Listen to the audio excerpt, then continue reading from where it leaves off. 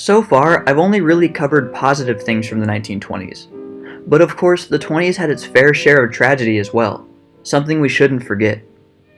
One of the worst of these tragedies was the Bath School Massacre in the summer of 1927. As the Charleston was peaking in popularity across the country, one man came up with a truly sinister plan. Sometime between May 16th and May 18th, Andrew P. Kehoe, the school board treasurer of the Bath Consolidated School in Bath Township, Michigan, hit his wife, Nellie Kehoe, over the head with a blunt object.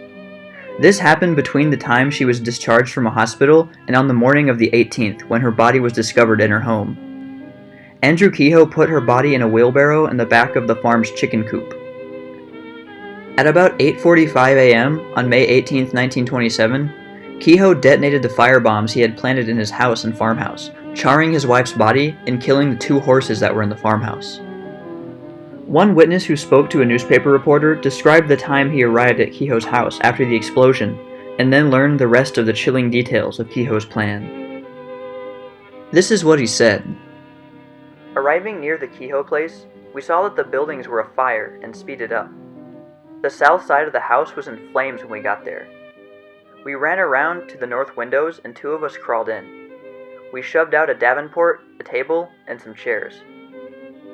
Then, in the corner of the room, I found a pile of dynamite. Without thinking much about what I was doing, I picked up an armful and handed it to one of the men. The room was filled with smoke, so we got out. Then I heard a woman across the road yelling that the school had been blown up. We started for our car and had just arrived there when a terrific blast let go in the house behind us.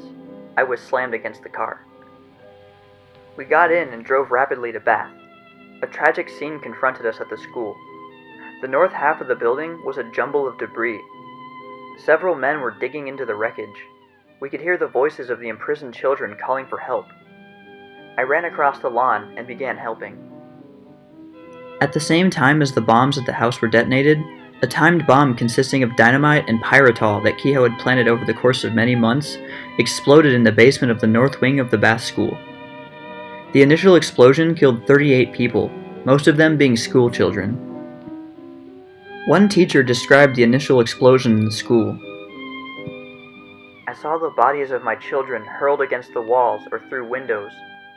Then I don't remember much what happened. The explosion stunned me, and I could not do much until help came. Another teacher described it similarly. It seemed as though the floor went up several feet. After the first shock, I thought for a moment I was blind.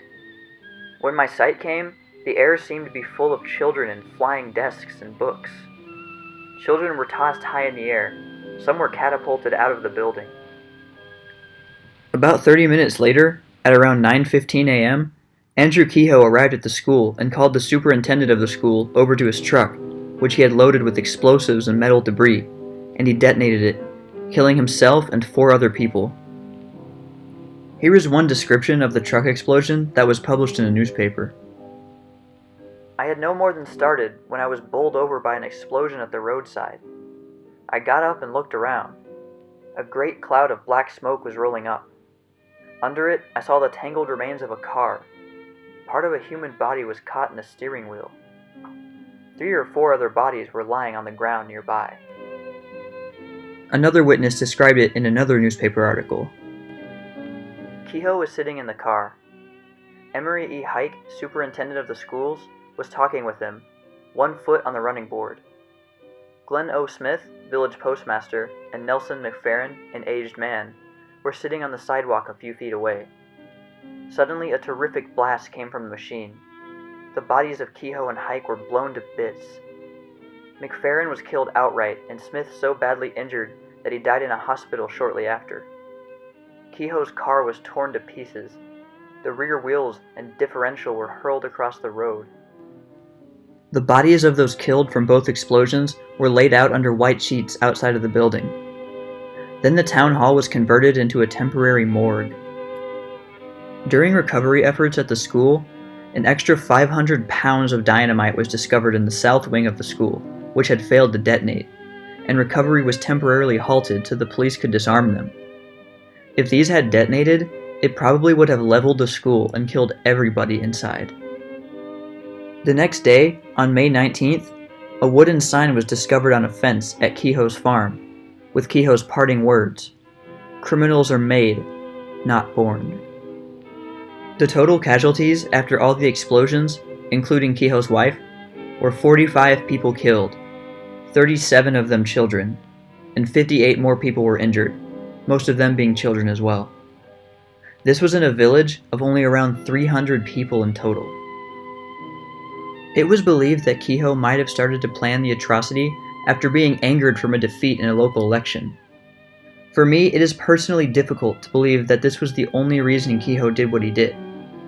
But there is surprisingly not too many specific details about this case, despite the fact that it was, and still is, the deadliest school massacre in American history. While this video certainly does not help to put the 1920s in a positive light, it is important to be aware of such tragedies so they can be prevented in the future. Well, thanks for watching this video about a somber episode from the decade that was supposed to always be roaring. We can only hope that this will never happen again.